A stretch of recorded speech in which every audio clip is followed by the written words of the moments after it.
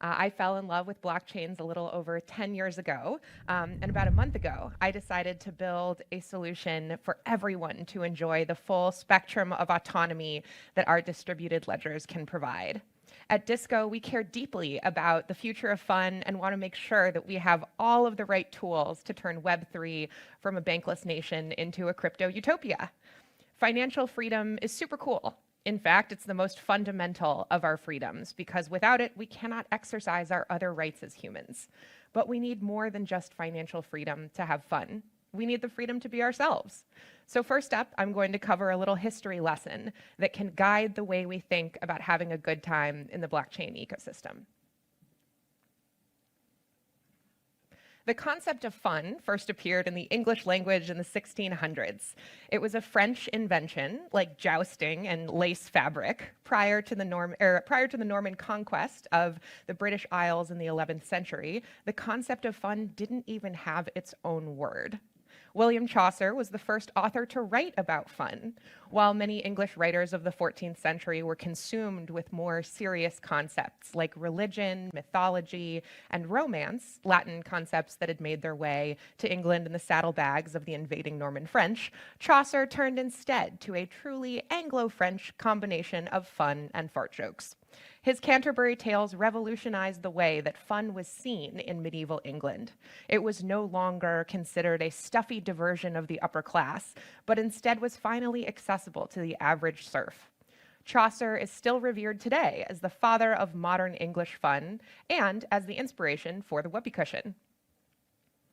A few hundred years later, in 1857, the British were still leading the way in defining modern fun.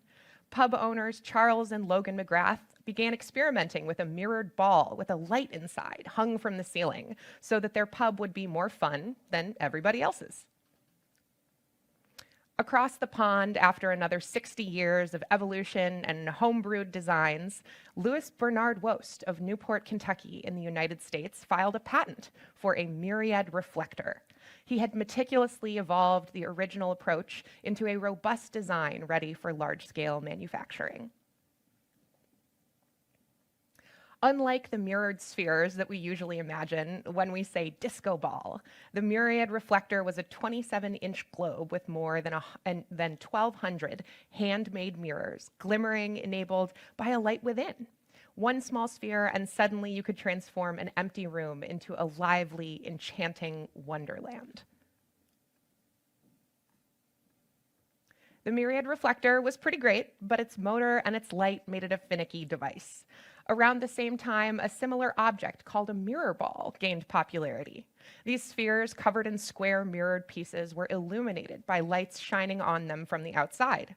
They look very similar to the disco balls that we know and love today. They were incorporated into all kinds of unexpected corners of the world where joy was in short supply but great need.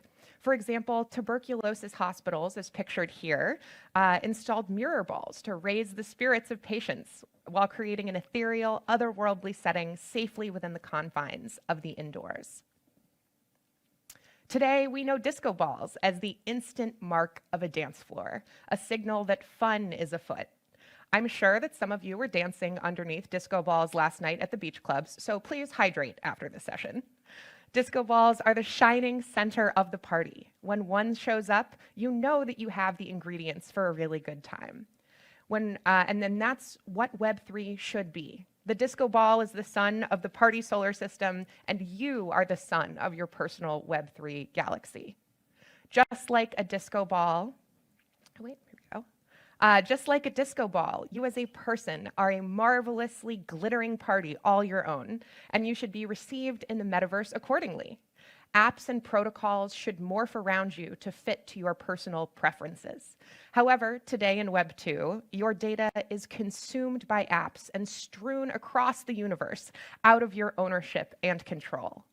Like the original myriad reflector, your light, your identity, your unique amazingness comes from within you and should be reflected with your consent and control in the way that you prefer. Not letting Mark Zuckerberg sell you on the open market so QAnon can more easily radicalize their recruits or whatever Facebook's business model is these days. The magical part of Web3 is that we can reclaim our identities, enabled with true ownership by our public blockchain key pairs. We can logically centralize control of our data around ourselves, while physically decentralizing where that data lives, so that we can become the self-sovereign disco balls that we were always meant to be. Because you are the multifaceted center of your own Web3 dance floor, so you should reflect your identity and your data to the world however you choose, so that that DAP party comes to you, not the other way around. In Web3 today, when you connect your wallet to a decentralized application, your wallet contents enable a personalized experience. Whether bringing NFTs into a game environment or spending tokens in DeFi, your wallet contents right now are the bulk of your Web3 personality. Which means that in Web3 today, you introduce yourself with your money and transaction history, not your knowledge, experiences, sense of humor, community, or personhood, but you are more than the contents of your wallet. If the only thing that I know about you is your Avalanche address, then we can't have very much fun together. We can pool capital and spend it, but we can't easily coordinate an event or build a product or craft an interplanetary messaging layer so we can check on Elon Musk on Mars. We need to be able to learn more about one another without compromising our independence to bring real fun to the metaverse. Public chains are not appropriate places for personally identifiable information, the crucial personal data that makes you, you. Rather, they're perfect for public, immutable, transferable assets for which we might otherwise have a double spend problem. But Evin, you might ask, how can we have a personality in the metaverse if we can't express that data on a public chain? If we are to be more than the contents of our wallets, as Tyler Durden so earnestly urged us in the movie Fight Club, we're going to need another way to introduce ourselves in Web3. Some of you have heard of the world of Web3 that lies beyond the blockchain. Like Back to the Future, it's going to take a little bit of technology for us to get there. Instead of a time-traveling car, we can use our existing public keys to sign private data written about ourselves that can be owned and controlled by us, instead of publicized for the world to see on-chain. Such signed JSON blobs in a specification called verifiable credentials, written by one party about another party or about itself, can attest to the subject's traits, privileges, accomplishments, or even just a secret message written inside of that credential to the recipient. Because they are private by default and revocable or can be set to expire, these flexible primitives are the perfect way to manage the fullest expression of ourselves without violating data privacy laws like GDPR and CCPA, or the consent of our users and their full autonomy. These users can rotate their keys to their satisfaction while maintaining ownership and control of their data. Like tokens, verifiable credentials can be used to gate access to smart contracts, messaging, content, airdrops, and more. Gating physical spaces is easier with these credentials than with tokens. Efficiently checking wallet contents at the door of an event is tough, as I'm sure many of you know, but verifying a credential via QR code is a breeze. These credentials can be controlled and signed with our existing blockchain keys, but do not live on the public chain.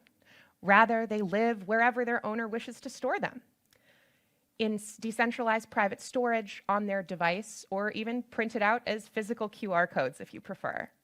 We are organic, evolving beings, and our data needs similar flexibility, not immutability, to help us have fun together and solve more complex coordination problems than just spending money together, which we can do pretty well today. Verifiable credentials help us express ourselves with rich data in accordance with our consent, as God and Madonna intended. The future of our social experiences will be enabled by our public keys and made vibrant with our off-chain data.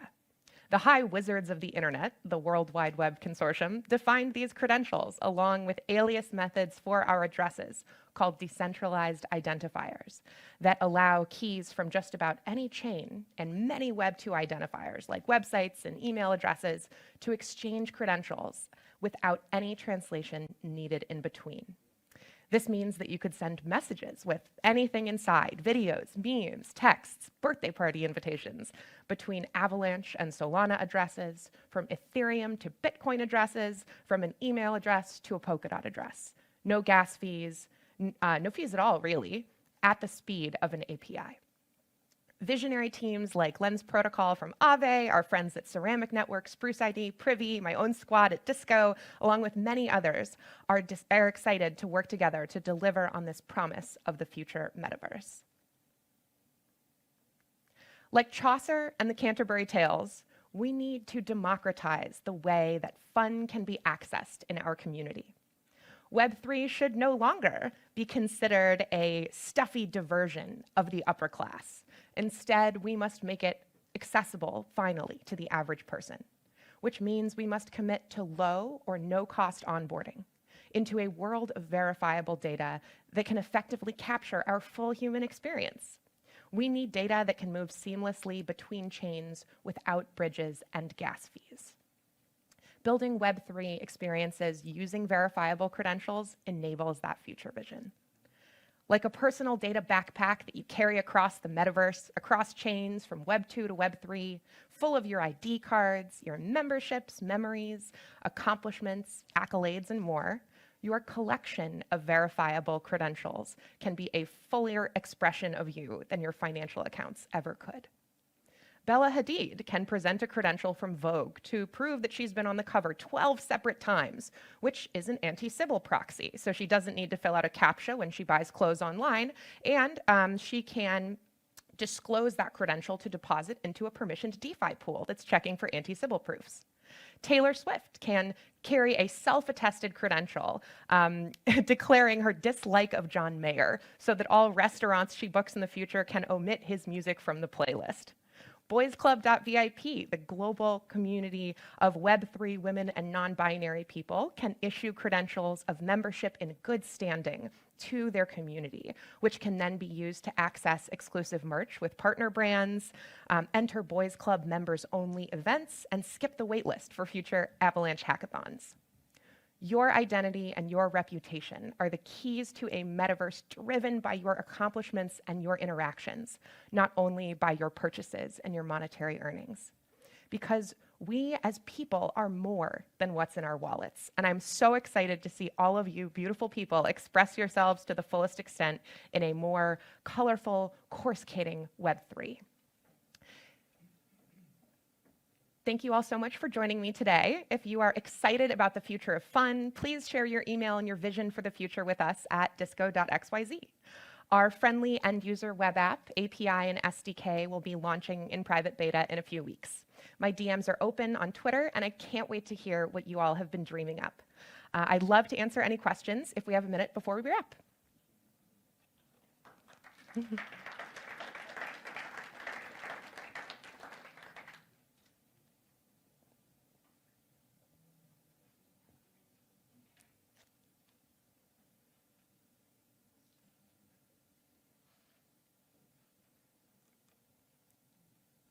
Thanks. Thanks very much for that. Just a couple of questions. Can you, tell us a little bit more about your company and what you're planning to do? And the second thing is, you gave that example of Taylor Swift music being able to be omitted from a playlist. How would that actually work in practice? Absolutely. Great question. So I am so excited to share more about Disco with all of you. So the experience that anyone with an Ethereum compatible wallet will be able to enjoy in just a few weeks in our private beta is that you can visit disco.xyz, connect your wallet with one click, and that's it. You don't have to download anything, don't have to sign up for anything, and we will create a decentralized identifier out of your Ethereum address on the back end. Then we will enable our users to begin completing a profile full of self-attested verifiable credentials, preferred profile image, bio, time zone, such that when they connect their address to dApps in the future, they might be able to auto-populate those preferred self-descriptions. Additionally, users will be able to issue peer-to-peer credentials, such as sending each other a GM every day, birthday party invitations, or proofs of membership in good standing to their DAO. We'll also be partnering with a variety of Web 2 and Web 3 applications who will be able to write write credentials to the Disco API, encrypted against the user's public key, landing in their decentralized storage to describe the activities that users are doing inside of their apps. This helps our app partners avoid centrally storing data about their users and instead allows them to not only preserve their users' autonomy, but also to enjoy the rich reputation their users might bring to the app earned from others. Then beyond that, we're also really excited to roll out other blockchains later this year. We'll also be integrating things like predicate disclosure that permit users to disclose a verifiable credential alongside a zero-knowledge proof, such that a certain field might be interrogated but not disclosed in plain text. And in terms of the Taylor Swift example, so for those who may not be so familiar with Taylor Swift's dating history, when she was younger, she dated John Mayer, who is also a pop star, and he's kind of a jerk. And so she doesn't really like him now. And so if I were Taylor Swift, when I went to restaurants, I certainly would not want to hear my ex-boyfriend's music. And so one opportunity here might be that I, Taylor Swift, could write a self-attestation declaring my dislike of John Mayer and my desire to never hear his music again. Then I might be able to connect my address, or later on in a custodial version, simply log in and present myself to an app like Resi or OpenTable. These are apps in the United States that allow us to book restaurants, but I'm sure there are equivalents here in Spain as well. So let's say I log into Resi.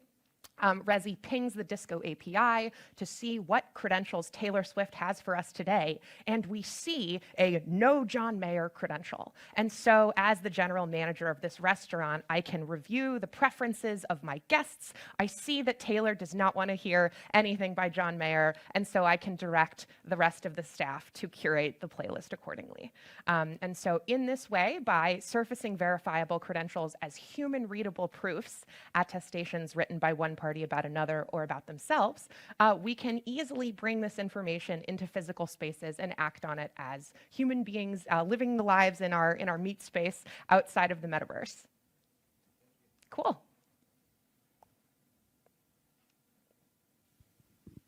Awesome. Yeah, really, really exciting stuff there. So then, really cool that then she'd do the attestation instead of just doing a song about it. That's much easier. Why not both? Why not both? Exactly. I mean, the song is an NFT maybe. But so what I wanted to ask was, so where do those attestations live? Would there be would those get minted onto a chain, and then maybe the attestations get added to a profile, like how Lens Protocol I think does content, or is that then managed on your side, and then the other partners integrating with you can just pull that? How does that? Yeah. Great question. So when it comes to Disco, we think the most important thing is preserving the choice for the opportunities for choice for our users. And that's why, actually one facet of Disco that I forgot to include earlier when I was answering your question is that users can self-attest binding together multiple identifiers. So what this means is that I can take my Ethereum address and I can trustlessly and bidirectionally link it to my Twitter handle. So a little different than ENS, which is a one-way text record and does not incorporate the consent of both identifiers. This off-chain, independently verifiable proof is owned and controlled by me as a user. And so like all of the other verifiable credentials I might collect, whether self-attested or sourced from other applications, they can live wherever I want them to live. So if I choose to store them locally on my device because I'm worried about cell service and I'm going, I don't know, in a submarine and I want to have my credentials with me, I can put them on my hardware enclave. At Disco, we will start off working with our dear friends at the Ceramic Network. So we will be able to encrypt data against a user's public keys and store it in their off-chain decentralized storage. We at Disco believe that the public chain is not an appropriate place for personally identifiable information because it undermines our ability to control that expression of self. It's more public than putting our information on a billboard in Times Square. And so in order to maintain our autonomy and our ability to choose in whatever situation how we want to present, we like to store those credentials off-chain. However, this does not diminish their ability to interact with our blockchain ecosystem, because like a token, a verifiable credential can be presented to a smart contract to execute on-chain logic without taking that data alongside it back onto the public chain. Oh, and also just sort of in the sort of spirit of choice and decentralization, we're also very excited to integrate Kepler from Spruce ID as well as Privy as other storage solutions for our users later on this quarter. Thank you for that question. Any others? Sorry, I think you did mention, but when are you planning to launch? So we will be launching in private beta in a few weeks. Our public beta will be a few weeks after that. And then we will launch all the things to all the world, API, SDK, friendly web app that your mom can use if she can use MetaMask, the first week of June. But would be happy to share early access if you guys drop us a line at disco.xyz.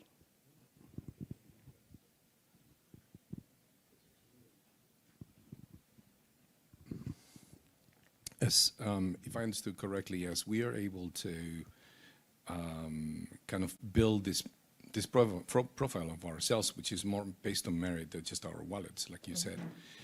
What happens to the people that have some kind of learning disabilities, or the people that have more limitations in terms of understanding and really being able to build upon their own credibility and yeah. This is a great question. So we think about accessibility a lot at Disco. What does it mean to truly democratize the tools that we have today? As evidenced by the fact that we are all in this room together, that means that we all have a very high tolerance for rough design and big barriers to entry. But that's not true of everybody in the world. Certainly not true of everyone we know, even in our own lives. And so in order to build toward a user experience that is palatable, even joyful for all people, regardless of their level of technical familiarity, we have a lot of work to do.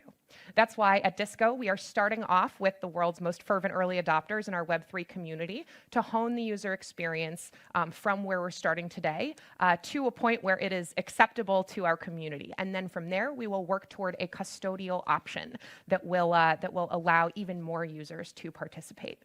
When it comes to minimizing the amount of active work that we need to do in order to add these kinds of credentials to our profiles, we're really excited about applications being able to issue credentials to users without the need for that user to manually do anything. And so for those users who are perhaps less engaged or who are not in a position to be able to meticulously curate their own data, being able to capture data downstream of your actions, almost like a little trailing, I don't know, like a snowplow or something behind you that catches all the data, your data exhaust, and packages it for you in a way that you can understand. But I think that this is all also a really important and underexplored part of Web3. In my humble estimation, usability is the biggest blocker to our growth and scale as a community, not necessarily the technical challenges that we encounter. And so, we at Disco will not rest until everything that we produce looks like it was approved by Tim Cook.